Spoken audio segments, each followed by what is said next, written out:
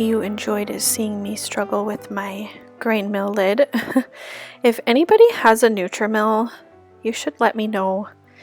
I don't know if I'm doing something wrong or if it's because I wash it every time, not the machine itself, but the basin that the flour goes into. I wash that in the lid, and I can't get it to spin on and off. Like, I have to kind of like peel it off when I'm done.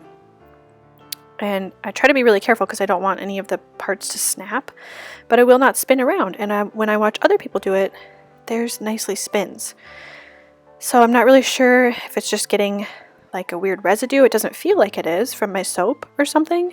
It doesn't feel like it is, but I'm not really sure. So if you have a Nutrimill, let me know. But I had some fun homemaking to do, and I thought I would bring you along. So I'm starting with making some freshly milled sourdough oatmeal cookies. And I had some oatmeal soaking in the fridge for probably, I think it was about 3 days. I soaked the oatmeal in milk and a little bit of yogurt, and because I don't do those raw, we just get them from the store, I'm just more comfortable doing it in the fridge. If you have raw milk, I do believe you can leave it out because it will just sour.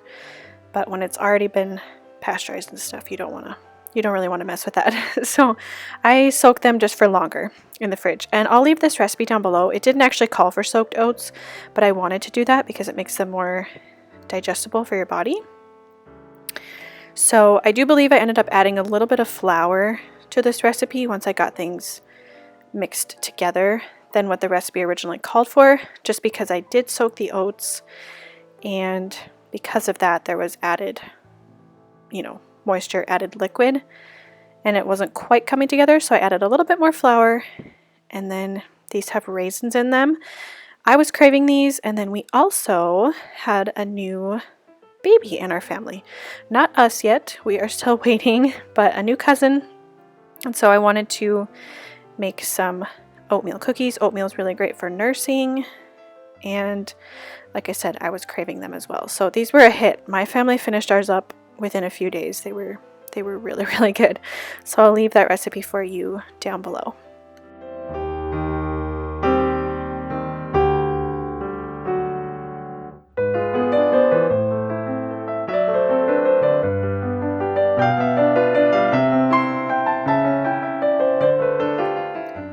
I was also putting together a little gift for my mother-in-law. I found these really pretty sunflowers. I think they're still sunflowers. They're small. I don't know if mini sunflowers are a thing, but I thought they were just beautiful and perfect for this time of year. So I initially put the whole bouquet in the jar, but it just seemed really crowded. Although as I'm watching this video back, I think it looks really pretty, but to my in-person eye, it looked too crowded. So I ended up taking 2 of them out. We kept a couple, and then we gave the rest to her in this thrifted mason jar that I painted and just added some, it's not jute twine because it's more like a yarn, but it's kind of like that. I just tied a little bow and thought they were really pretty. And then I had some little fall treat bags that I had purchased, I don't even remember, a couple of years ago probably, that I just put the cookies in, and looked really, really, really cute and festive for this time of year.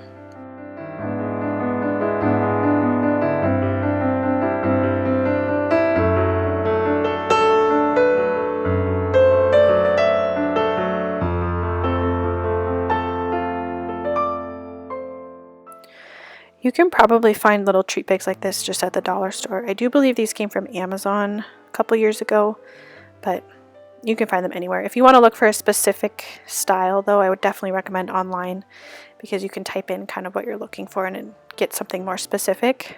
But I just like having little things like this on hand.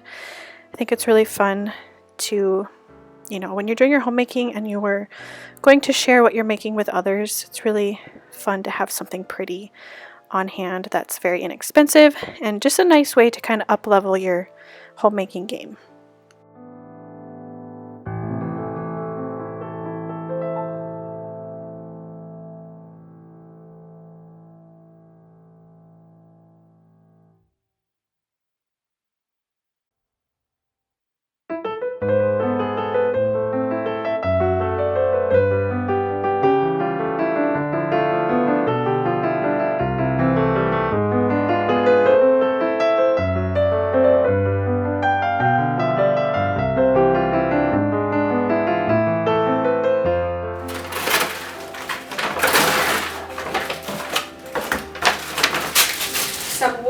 cookie molds.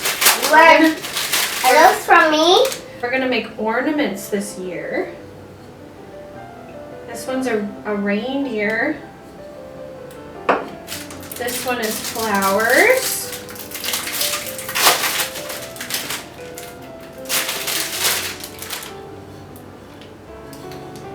Probably that way. And then we got some gingerbread cookie. And this is my new curling iron. It has a bunch of different settings. Can you open it?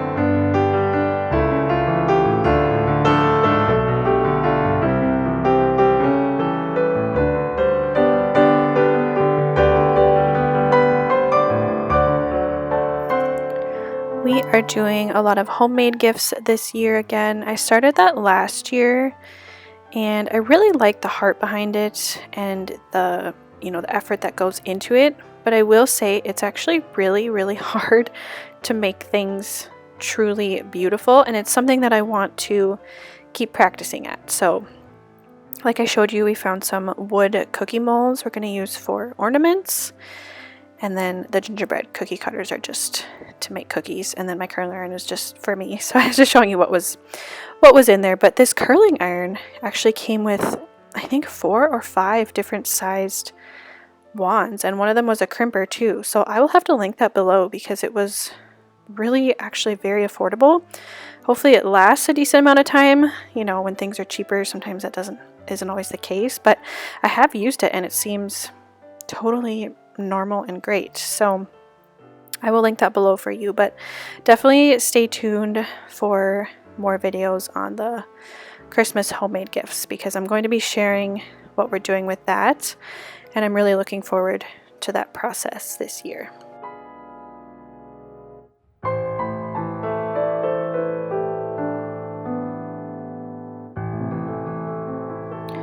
So I am just finishing out this video with cooking dinner for my own family, and we were making a sausage and tortellini soup. I didn't really use a recipe. I was just winging it, to be honest, which I don't do too often.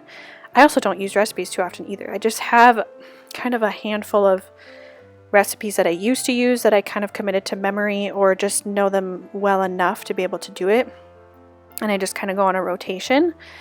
But this one wasn't even like that. It was just, I don't know, tortellini sounded really good and I wanted it in a soup. I wanted extra protein, so I added sausage, got some ground sausage, and just browned that up. Salt, pepper, I did some fresh garlic.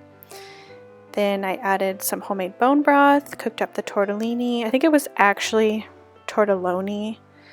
I know there's a difference. I can't remember what it actually said, but it was one of those. And then I just added salt and pepper to taste, and that is what we had. I thought it turned out pretty good, but it's probably something that I could perfect over time if I actually want to make a recipe out of it. I did add some heavy cream too. I forgot to mention that. I always like to add heavy cream to soup. Just makes it taste so good, makes it a little creamier, and it's always a touch that I'm sad if I don't have any cream on hand and I can't do it. I'm like, oh, it's just kind of a bummer every time. So always add the heavy cream.